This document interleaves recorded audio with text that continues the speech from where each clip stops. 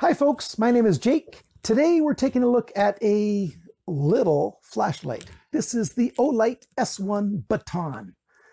And I got this light, almost called it a knife there. I got this light, a week and a few days ago. So I've been testing it out, using it in a number of different scenarios. And I am significantly impressed by this. And hopefully I can show you the details about this, and perhaps it will impress you as well. We've got a flashlight that is 500 lumens at its brightest and less than 1 lumen at its lowest. So a little firelight, moonlight, whatever you want to call those really low light modes that just offers enough light for all kinds of different scenarios where you need just a tiny bit. And this tiny little battery can have that light go for 25 days with that dim light. And you can get pretty bright with 500 lumens. So I think you're curious about this light enough. So stick around for the full review of the S1 Baton.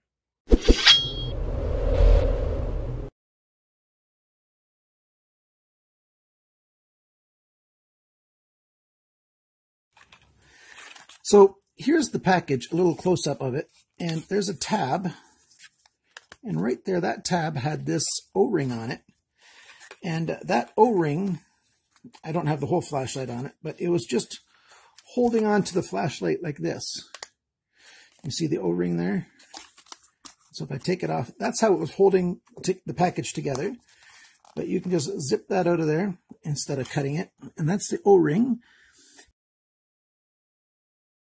Some people think I get impressed too easily, but no, often the small details are what makes an experience that much better. So here's the lanyard, thin line, and you've got that little clip there, or that little pin. It looks like a cotter pin, actually, a tiny cotter pin. And you've got the cap right there with a hole in it, through it. You've seen those many a time. And you just feed it through, and it just pulls the cordage through. You know how many times you've found a paper clip or something and you're pushing it through there and you're trying to chase it through? At least I have so many times. It just doesn't make sense. So then you got the hole there, and you just pull the lanyard through the hole, and then now you can take the this tiny little cotter pin off. I wanted to not forget to show you the package. This is the package that you get the light in. It's a nice small package. You've got instructions a little bit on the back, some features I should say on the back, information about it, and a code. You can check it out online, go to the website, take a look. The main specs: 500 lumens, 25 days on the lowest setting. The throw is 110 meters, and here it says what kind of batteries you can put in there. The RCR 123A is a battery that's also known as the 16430. Well, it's not exactly the 16430, but the 16430 can work in here as well if you use the protected version, the variety. That's what you should use. I am using this battery today, lithium battery, high drain, non-rechargeable. This is just your basic lithium battery, and it's running at 1600 amps. I wish 1600 milliamps. 1600 amps would be something bright, I'm telling you. 1600 amps just blow this LED to bits, but there you go. Anyhow, here we go. We've got this light. It's a wee light with a clip, and this clip is just great for putting on top of a baseball cap or what have you. So the light just goes on the front of the hat like that, on the brim of the cap. You can either put it over or the other way around. I like to have it go up to that dimpled spot right there, and that holds on plenty tight. No sense in trying to shove it all the way in. You're just going to do damage to your cap. This holds it very well, as long as it's up that little bit right there, and that works great. When you go to turn it on, it's much better than having the button back here. It's much easier to press that button to turn it on. I use this kind of small light an awful lot that way because I have to walk my dog sometimes when it's dark out, and I've got a cane in my left hand and dog leash in my right hand, and so you need somewhere to put the light, and it just works great on a hat and this clip holds on very, very well. And as you can see, I've taken it on and off several times, and the anodization isn't scratched up from it. Very good level 3 anodization on here. Great thing for that. And I like how they did this little blue highlight here and on the ring on the bezel here. Looks very nice. Gives it an added touch of a little bit of glamour. When you take the battery out, you'll notice there's a magnet back here. So, it holds on to the cap. This is just half a pair of scissors. It doesn't really matter what this is. It's steel, and the battery in there, you can just hear how well it sticks. It sticks on very well. You can shake the thing quite a lot, and it's not coming off. So if it's just being held in place, putting it onto the side of your car or something, it's going to hold on just fine and not fall off. Funny thing is, you get another little magnet that fits exactly in here in the package. They use it for packaging. It's on the other side of the cardboard, right where that circle is. So that's what's used along with an O-ring on the back of there to hold it in the package. So you get a spare O-ring and you get a spare magnet if you want to use it for something. One important thing about the battery is positive end goes on the outside. Almost every other flashlight puts it this way, but you do it this way, and make sure you put it in the right way, so that if you notice that you've got it like this, you put your positive in and the light's not working. Well, it's not working because you put the battery in the wrong way. There is some protection built in, so you're not going to kill the battery or the device. You just have to remember to turn it back around the right way. And the little bit of lubricant on the threads, not an awful lot, but there's some there. And then there's the O-ring on there, and it seals up, works in water. I've tested it, dunked it in water, works all the features. Maybe I'll demonstrate that a little bit later on. It's a very light in terms of its weight. Let me go over those specs for you. 30 grams, which is just over an ounce, 1.05 ounces. It's 6.1 centimeters long, which is 2.4 inches. 2.1 centimeters in diameter up here on the head. That's 0.82 of an inch. Tiny bit smaller here, 2 centimeters, 0.78 of an inch. Very small, light. Very good that way. It's got the Cree XML L2 CW LED in here. Nice and bright, up to 500 lumens, no problem. This thing's got a really, really low moonlight mode. I think that's less than a lumen. Then it's got 8 lumens, and then it's got, I think, 80 lumens, and then you've got 500 lumens. If it gets a little bit too warm in the 500 lumen mode, which it can do sometime after a minute or so, it'll drop down to 300 lumens. In my testing, I got a little better than what their specs say, because their specs are measured at a battery with 1500 milliamp hours, and this thing's got 1600 milliamp hours. At first, I was kind of confused on why it was still running past what they claimed, but I figured out why, and that's why. So at the 500 lumen mode, you've got 1 hour and 30 minutes. At 80 lumens, you've got over 6 hours, or right around 6 hours. At 8 lumens, you've got 40 hours of light here. And you've got 25 days when it's at that half a lumen measurement or light. You've got a strobe feature on here, and you can use all of those features very easily. Let me show you how to turn it on. If you do a double click right from the get-go, it's going to go straight to 500. So there you go, 500 lumens, and it's just going strong. And turn that off now. Well, if you've got it on and you want to get to the next level, you press and hold a little while, and then it starts to rotate through the different levels. So you can see it on my hand here.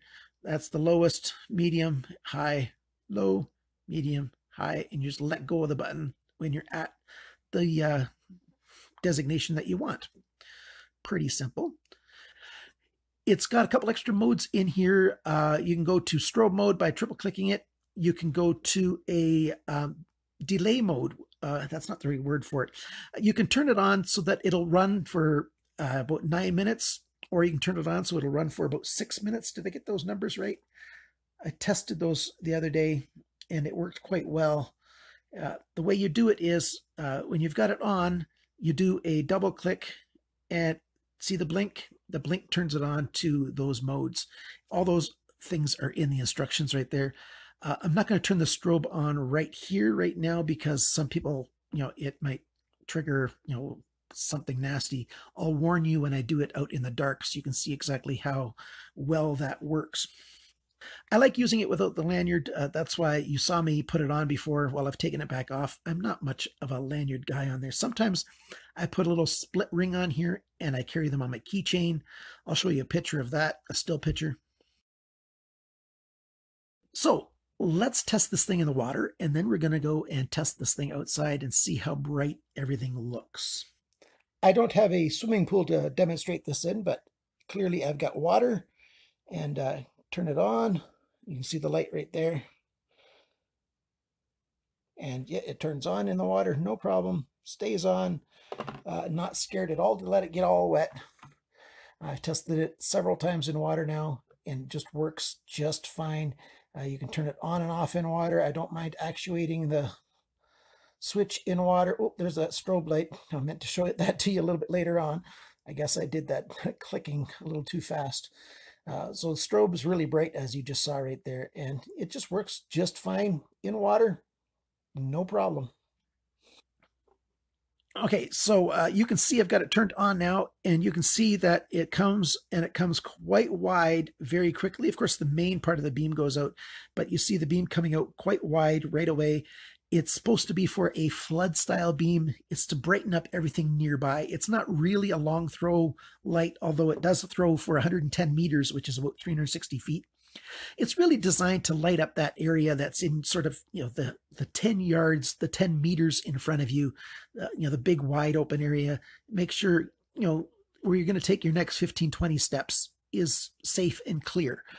And we're going to do some nighttime video of this as well. And to do that, I've got to wait until it gets dark out. Okay, it's dropped down to 300 lumens now. It started to get a little bit warm, so this is what 300 lumens looks like from this camera. Sorry, from this flashlight in this camera.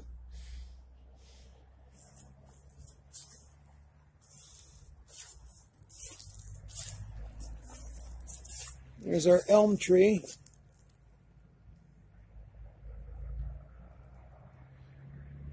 Does quite the wide throw of light there. I might intersperse a still shot or two. Lilac bushes getting ready to, try to find some life. The grass is brown over here. Well, it looks white now, but it's a nice drift that we still have.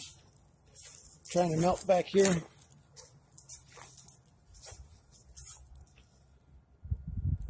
All right, yeah, remember this is at 300 lumens now. Water catching basin. Okay, let's put the light on my hat.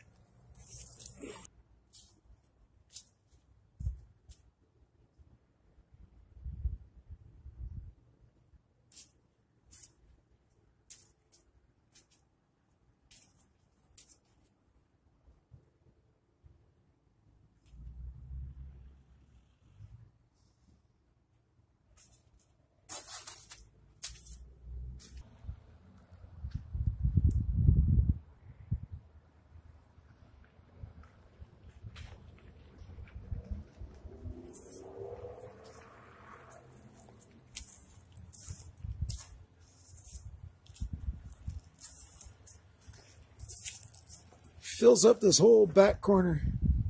Fills it with light, no problem.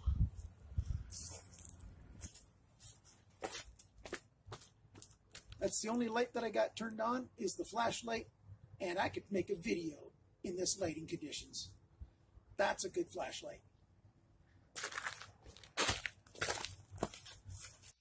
Okay, so you saw that nighttime stuff. That's all there is to this nice little light. Really great, convenient, easy to use, looks good, weighs just very little. They make another light that's very much the same size that goes up to 600 lumens. I really like Miniature Lights, and Olight has done a really good job with these. They got several different models. You can get this one for around, what is it, $60 in Canada, $46 US. And I'll have some links and prices down below in the description that you can get to these rather easily, so you can get your own should you choose to get one of these. Thanks for liking, sharing, commenting, subscribing. Sorry, I didn't mean to flash you right in the face there. Until next time, remember, keep your batteries charged so you can stay lit up at a moment's notice. Till next time, bye now.